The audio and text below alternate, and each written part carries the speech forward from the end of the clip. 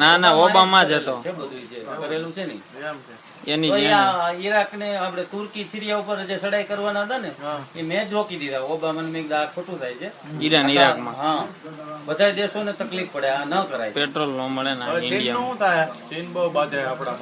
ચીન ને તો જો સમજી જાય તો ભલે. હું કાલે ને પ્રમ દિવસ નીકળવાનો છું અમેરિકા થી. અમે થોડુંક મીટિંગ કરીને પછી ચીન જ જવાના છે. છતાં એમ નહીં માને તો હું એની ઉપર મિસાલ ફોડીશ. એવું કઈ ના સમજી લેતા કે હું મૂકી દઈશ. બરોબર ને?